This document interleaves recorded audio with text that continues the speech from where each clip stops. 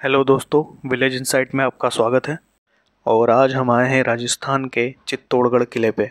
तो इस किले के इतिहास के बारे में मैं आपको इस वीडियो में बताने वाला हूँ। वीडियो को एंड तक देखिएगा।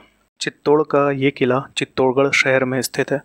गंभीरी नदी के किनारे स्थित चित्तौड़गढ़ किला भारत के प्रमुख किलों में से एक है, जिसे यूनेस्को के द्वारा 2013 में वर्ल्ड हेरिटेज साइट में शामिल किया गया।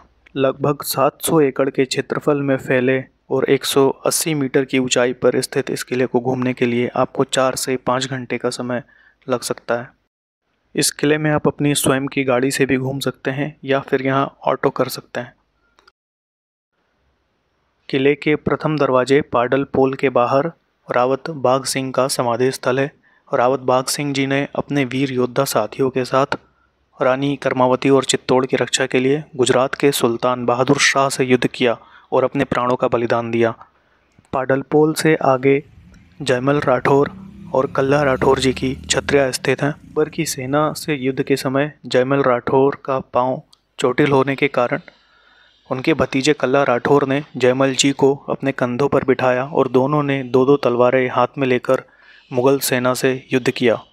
मान्यता है कि कल्ला राठौर जी का धड़ लड़ते हुए उनकी पत्नी कृष्णकांता के पास पहुंचा, जहां वे सती हो गईं।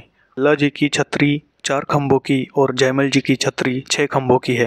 कल्ला राठौर और जयमल राठौर जी की छतरी के पास ही उनकी कुल देवी नागड़ीचा माता का मंदिर भी स्थित है। किले के अंदर ही फतेह सिंह जी का स्मारक भी स्थित है, जिन्होंने 1568 में वीरगति प्राप्त की। इस किले में 7 प्रवेश द्वार हैं, जिनके नाम हिंदू देवताओं के नाम पर रखे गए हैं। इनके नाम है पाडल पोल, भैरव पोल, हनुमान पोल, गणेश पोल, जोड़न पोल, लक्ष्मण पोल और आखिरी में राम पोल। चित्तौड़गढ़ किला एक रहवासी किला है। वर्तमान में यहाँ 5 से 6 हज़ार लोग निवास करते हैं। चित्तौड़गढ़ किले तक सड़क, वायु, रेल तीनों मार्गों द्वारा पहुँच सकते हैं। यह किला सुबह 9:30 बजे से शाम को 6:30 बजे तक खुला रहता है। इसके नज़दीक में उदयपुर एयरपोर्ट है, चित्तौड़गढ़ जंक्शन रेलवे स्टेशन है और चित्तौड़गढ़ बस स्टैंड है। दोस्तों, अभी हम लोग राणा कुंभा महल पे खड़े हैं। महाराणा कुंभा और जितने भी राजा चित्तौड़गढ़ किले में हुए हैं, उन सब का निवास स्थान यही है। दोस्तों, अगर आप चित्तौड़गढ़ किला घूमने के लिए भोपाल मध्य प्रदेश से आना चाहते हैं तो यह आपको करीब 500 किलोमीटर पड़ेगा। और अगर आप इंदौर से आना चाहते हैं तो आपको 350 किलोमीटर पड़ेगा। और अगर आप दिल्ली से यहाँ आना चाहते हैं तो ये दूरी आपको करीब 600 किलोमीटर के आसपास पड़ेगी। दोस्तों, इस किले के इतिहास के विषय में अगर बात करें तो इस किले का निर्माण मौर्य शासक चित्रांगदा मौर्य द्वारा 7वीं शताब्दी में करवाया गया था। चित्रांगदा मौर्य के नाम पर किले का नाम चित्तौड़गढ़ पड़ा, जिसके बाद चित्तौड़गढ़ किले पर गोहिल वंश का शासन स्थापित हुआ। इसी वंश में आगे चल के राजा रतन सिंह ने चित्तौड़ किले पे राज किया। इनका शासनकाल 1302 से 1303 ईस्वी तक था।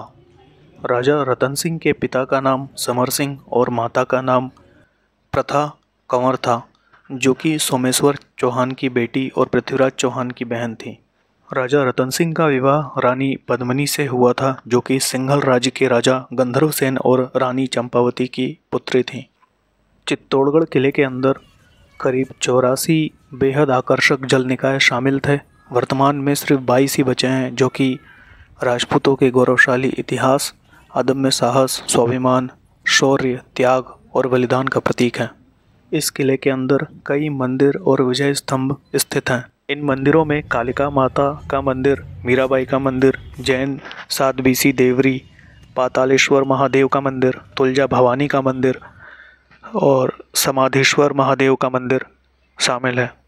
यहाँ स्थित कुंडों में सबसे प्रमुख कुंड सूर्य कुंड और गौमुख कुंड है। यहाँ रानी पद्मिनी का महल, गोरा बादल की घूमरें। गोरा और बादल दोनों जालोर के चौहान वंश के वीर योद्धा थे। किले में करीब 65 ऐतिहासिक संरचनाएं बनी हुई हैं। दोस्तों, अभी हम लोग जहाँ हैं ये मीराबाई का मंदिर है। ये वो स्थान है जहाँ मीराबाई भगवान कृष्ण की भक्ति किया करती थी। मीराबाई का जन्म राठौर परिवार में हुआ था, जो राजस्थान के राजपूत थे। मीराबाई का विवाह मेवाड़ के राजकुमार भोजराज जी के साथ हुआ था। वर्तमान में मंदिर में जो मूर्ति है वो बिरला समूह के द्वारा सितंबर 2002 में स्थापित की गई है। दोस्तों, किले में कालिका माता मंदिर के सामने ही सूर्य कुंड स्थित है।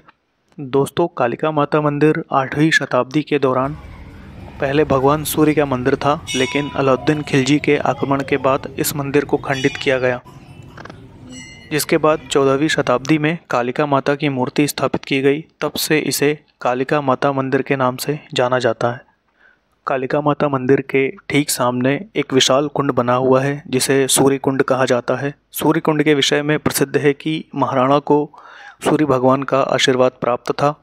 कुंड में रोजाना सुबह सफ़ेद घोड़े पर सवार योद्धा अस्त्र लेकर निकलता था, जो युद्ध में महाराणा को सहायता प्रदान करता था। जब इस विषय में मुगल बादशाह को पता चला तो उसने इस कुंड में गोमांस और रक्त डलवा दिया, जिससे यह जल अशुद्ध हो गया और योद्धा के कुंड से बाहर निकलने की क्रिया बंद हो गई। दोस्तों, चित्तौड़गढ़ किले से एक वीरांगना पन्नाधाय के त्याग और स्वामी भक्ति का इतिहास भी जुड़ा है। पन्नाधाय राणा सांगा के पुत्र राणा उदय की धायमा थीं। पन्नाधाय ने अपने पुत्र चंदन का बलिदान राजकुमार उदय सिंह की रक्षा के लिए किया था। दोस्तों, अगर आपको हमारी वीडियोस अच्छी लगती हैं तो आप चैनल को सब्सक्राइब करें और वीडियो को लाइक करें। अगर आप कमेंट में हमें कोई सजेशन देना चाहते हैं तो आप कमेंट बॉक्स में लिख सकते हैं। इसके अलावा आपके आसपास के क्षेत्र में इस तरह की कोई विजिटिंग प्लेस हो, हिस्टोरिकल प्लेस हो, तो उसके बारे में आप हमें बता सकते हैं। दोस्तों, यहाँ किले में स्कूल के बहुत सारे बच्चों को अभी एंट्री करवाई गई है। आप लोग देख सकते हैं स्कूल के बच्चे हैं और लाइन लगा के मीराबाई मंदिर के अंदर एंट्री कर रहे हैं। दोस्तों, अगर हमसे कोई पॉइंट मिस हो जाता है तो आप कमेंट बॉक्स में हमें उस पॉइंट के बारे में बता सकते हैं। किले के अंदर कीर्ति स्तंभ और विजय स्तंभ भी बने हुए हैं। 122 फीट ऊंचा 9 मंजिला विजय स्तंभ भारतीय स्थापत्य कला की बारीक एवं सुंदर कारीगरी का नायाब नमूना है, जो नीचे से चौड़ा, बीच में संकरा और ऊपर से पुनः चौड़ा है, जो कि डमरू के आकार का प्रतीत होता है। विजय स्तंभ का निर्माण मेवाड़ के राजपूत राजा राणा कुंभा ने 1448 में सारंगपुर की लड़ाई में महमूद खिलजी के नेतृत्व वाली मालवा की सेना पर अपनी जीत के उपलक्ष्य में किया था। यह विजय स्तंभ राजस्थान पुलिस और राजस्थान माध्यमिक शिक्षा बोर्ड के प्रतीक चिन्ह में शामिल है। इसे भारतीय मूर्तिकला व विश्वकोश और हिंदू देवी देवताओं का संग्रहालय भी कहते हैं। इस विजय स्तंभ को विष्णु स्तंभ भी कहा जाता है। दोस्तों, अभी हम लोग समाधीश्वर शिव मंदिर के पास आ चुके हैं। समाधीश्वर मंदिर का निर्माण राजा भोज द्वारा 11वीं शताब्दी में किया गया था, लेकिन अलाउद्दीन खिलजी के आक्रमण के बाद इस मंदिर को खंडित कर दिया गया, जिसके बाद 1428 में राणा मोकल ने मंदिर का जीर्णोद्धार करवाया।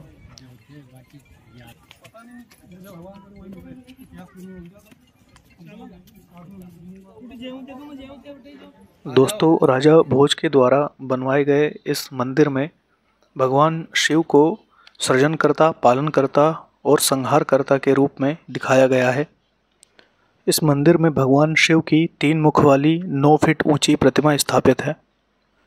दोस्तों, भगवान शिव का ये मंदिर बहुत ही पुराना मंदिर है। समाधीश्वर शिव मंदिर के सामने से चित्तौड़गढ़ शहर को देखा जा सकता है। वो अलग है। हाँ, जूते पहन लो बेटा, एक मंदिर और आएगा, वो तो मेन रोड पे ही है। दोस्तों, यहाँ पर एक गौमुख कुंड भी स्थित है, जहाँ मान्यता है कि यहाँ रानियाँ स्नान करने आया करती थीं।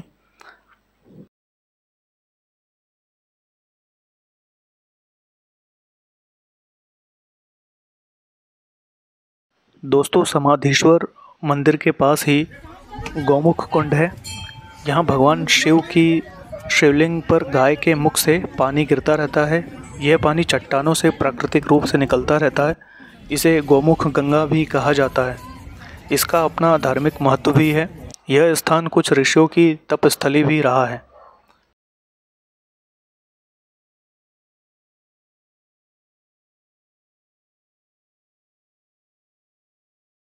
दोस्तों, ये जगह एक व्यू पॉइंट की तरह है, जहाँ से आप चित्तौड़गढ़ शहर को देख सकते हैं।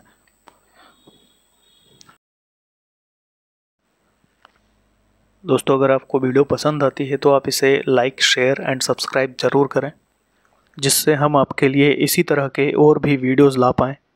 दोस्तों, अभी हम महारानी पद्मिनी महल के पास आ चुके हैं, तो मैं आपको महारानी पद्मिनी जी का जो महल है वो दिखाता हूँ। दोस्तों, चित्तौड़गढ़ किले के फेमस होने का एक कारण यहाँ पे हुए जौहर भी हैं। चित्तौड़गढ़ किले में कुल 3 जौहर हुए हैं, जिनके बारे में मैं आपको अभी बताने वाला हूँ। अरावली की ऊंची पहाड़ी पर स्थित चित्तौड़गढ़ किले में जौहर मेले का भी आयोजन किया जाता है। जौहर प्रथा में रानियां एवं दासियां शत्रुओं से अपने सम्मान, मर्यादा और स्वाभिमान की रक्षा के लिए खुद को जौहर कुंड की अग्नि में न्यौछावर कर देती हैं। चित्तौड़गढ़ किले में स्थित जौहर महल में 3 जौहर हुए हैं। चित्तौड़गढ़ किले में पहला जौहर 1303 में अलाउद्दीन खिलजी के आक्रमण के समय जब रावल रतन सिंह युद्ध में वीरगति को प्राप्त हुए तो महारानी पद्मिनी के नेतृत्व में हुआ था। चित्तौड़गढ़ किले में दूसरा जौहर 1535 में गुजरात के बादशाह बहादुर शाह के आक्रमण के समय जब महाराणा सांगा युद्ध में वीरगति को प्राप्त हुए तो महारानी कर्णावती की नेतृत्व में हुआ था। दोस्तों, चित्तौड़गढ़ में तीसरा जौहर 1568 में मुगल सम्राट अकबर के आक्रमण के समय दुर्ग पर राज परिवार की अनुपस्थिति में मेवाड़ के स्वामी भक्त सामंत रावत फतेह सिंह चुन्नावत की पत्नी फूलकंवर के नेतृत्व में हुआ था। तीसरे जौहर में न केवल राजपूत महिलाएं बल्कि जनसाधारण की स्त्रियां और बच्चे भी थे, इसीलिए इसे जन जौहर भी कहते हैं। जिसके बाद यहाँ हर साल जौहर मेले की परंपरा शुरू की गई। दोस्तों, चित्तौड़गढ़ किले से जुड़ी हुई ये वीडियो आपको कैसी लगी हमें कमेंट बॉक्स में ज़रूर बताइए, और अगर आपका कोई सजेशन हो तो आप हमें कमेंट बॉक्स में वो भी लिख सकते हैं। इस वीडियो को यहाँ तक देखने के लिए आपका बहुत बहुत धन्यवाद। Thank you for watching.